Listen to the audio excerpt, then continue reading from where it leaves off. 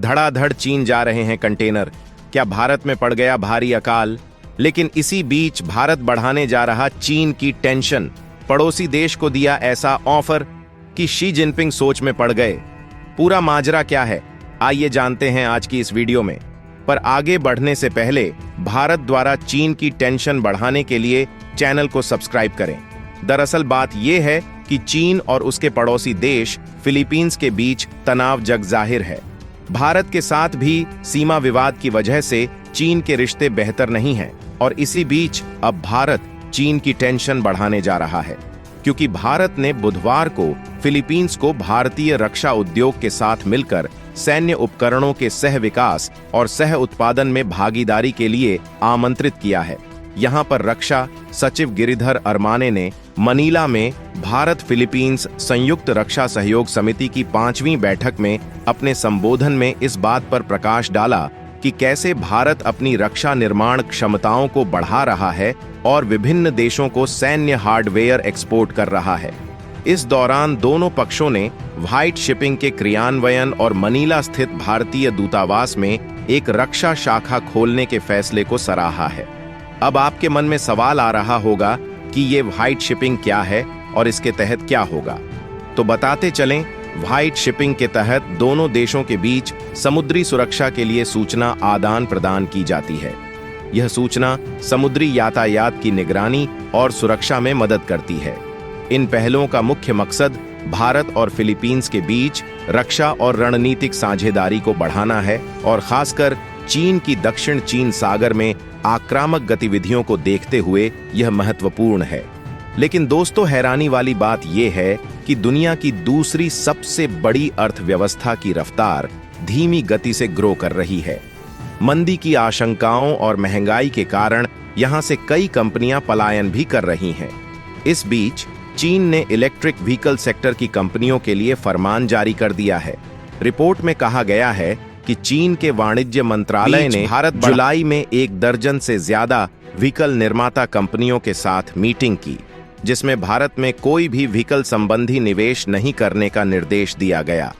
Bloomberg की एक report के अनुसार यह कदम चीन द्वारा अपने इलेक्ट्रिक व्हीकल इंडस्ट्री के टेक्नोलॉजी की सुरक्षा करने और चीनी व्हीकल निर्माताओं के ग्लोबल लेवल पर विस्तार के दौरान विनियामक जोखिमों को कम करने के लिए उठाया गया है। यहां पर चीन ने ईवी सेक्टर की कंपनियों से कहा है कि वे विदेशों में बढ़ती मांग के बावजूद मुख्य उत्पादन चीन में ही रखकर बेहतर ईवी टेक्नोलॉजी की सेफ्टी पर फोकस करें। रिपोर्ट के अनुसार चीन की ईवी कंपनियों को नॉकडाउन किट एक्सपोर्ट करने के लिए प्रेरित किया गया है।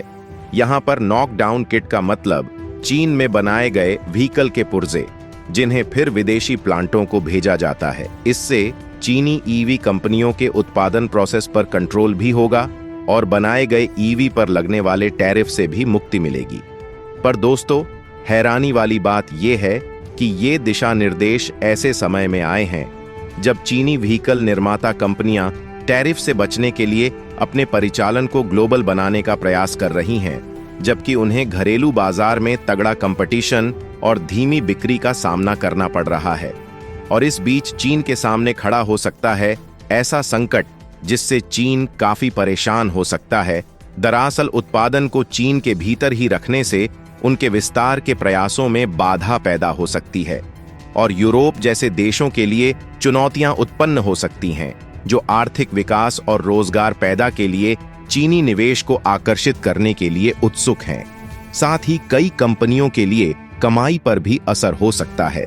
उदाहरण के लिए तुर्की में BYD 1,50,000 कारों की सालाना क्षमता वाला कारखाना बनाने की योजना बना रही है, जबकि स्पेन में चेरी ऑटोमोबाइल ने निसान के पुराने प्लांट को फिर से खोलने के लिए एक स्थानीय फर्म के साथ डील की है। बता दें कि यह निर्देश न केवल भारत पर लागू है, बल्कि तुर्की जैसे दूसरे देशों पर भी लागू है, जहां व्हीकल निर्माताओं को निवेश करने से पहले चीन के उद्योग एवं सूचना प्रौद्योगिकी मंत्रालय को जानकारी देनी होगी और परमिशन लेनी होगी। लेकिन ये बात कुछ ही लोगों को पता है कि चीन और अमेरिका के बीच फिलहाल तनातनी चल रही है और इस तनातनी से भारत पर असर हो सकता है, क्योंकि अमेरिकी ने चीन से आने वाली कुछ चीजों पर इंपोर्ट ड्यूटी बढ़ा दी है। इस टैरिफ के लागू होने से पहले चीन अपना ज्यादा से ज्यादा सामान अमेरिकी बाजारों में भेजना चाहता है, इसलिए खाली कंटेनर चीन भेजे जा रहे हैं। इससे भारत में कंटेनर की भारी कमी हो गई है। एक सरकारी अधिकारी ने बताया कि कमजोर वैश्विक मांग के बीच अगस्त और सितंबर में भारत के एक्सपोर्ट में गिरावट देखने को मिल सकती है। इसकी वजह यह है कि एक्सपोर्टर को अपना माल भेजने के लिए कंटेनर नहीं मिल रहे हैं। यहां पर अमेरिका के बाइडेन प्रशासन ने चीन की कई वस्तुओं पर टैरिफ बढ़ाने की अनाउंसमेंट की है। इनमें स्टील से लेकर solar cell, lithium ion battery और उनके पुर्जे, इलेक्ट्रिक व्हीकल और मेडिकल प्रोडक्ट्स शामिल हैं। इस टैरिफ को इस साल से 2026 तक कई फेज में लागू किया जाना है।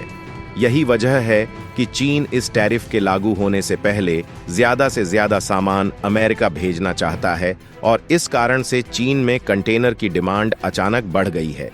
दुनिया भर से खाली कंटेनर चीन भेजे जा रहे हैं और भारत भी इससे अछूता नहीं है।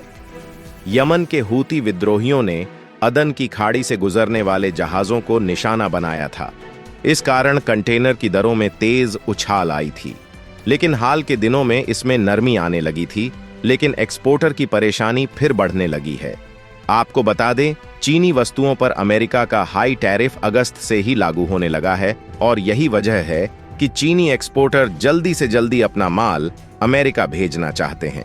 और यहां पर खाली कंटेनर को इसलिए चीन भेजा जा रहा है ताकि उन्हें स्टॉक किया जा सके और सामान को अमेरिका भेजा जा सके। गौर करने वाली बात यह भी है कि यूरोपीय संघ और कनाडा ने भी टैरिफ बढ़ा दिया है, जबकि लाल सागर में संकट के कारण जहाजों के लिए भारत का रूट लंबा हो गया है। साथ ही भारतीय बंदरगाहों पर उन्हें लंबा इंतजार करना पड़ रहा है। यही कारण है कि कई शिपिंग कंपनियां भारत आने से बच रही हैं। इसको लेकर फियो के डायरेक्टर जनरल अजय सहाय ने कहा कि शिपिंग लाइंस हमारे भारतीय पोर्ट्स पर आने से बच रही हैं क्योंकि उन्हें लंबा सफर करना पड़ रहा है। हालांकि सरकारी अधिकारियों का कहना है कि बुरा दौर बीत चुका है और आने वाले महीनों में कंटेनर सप्लाई में सुधार होने की संभावना है। एक अधिकारी ने कहा कि अगले 6 से 8 हफ्तों में चीजों में सुधार की उम्मीद है और अनुमान के मुताबिक अप्रैल से जुलाई के बीच देश के एक्सपोर्ट में 6.6% तेजी आई है और सरकार को इस फाइनेंशियल ईयर में इसके पॉजिटिव बने रहने की उम्मीद है। तो जहां एक तरफ अमेरिका द्वारा टैरिफ बढ़ाए जाने से चीन में खाली कंटेनर भेजे जा रहे हैं, वहीं दूसरी तरफ भारत भी चीन की टेंशन बढ़ा रहा है। तो दोस्तों, आपको क्या लगता है, क्या भारत को फिलीपींस के साथ मिलकर काम करना चाहिए या फिर नहीं? कमेंट बॉक्स में अपनी जरूरी राय अवश्य दें। और यदि आपको हमारी वीडियो पसंद आई है तो इसे एक लाइक करें और दोस्तों के साथ शेयर करना बिल्कुल भी न भूलें। जय हिंद, जय भारत।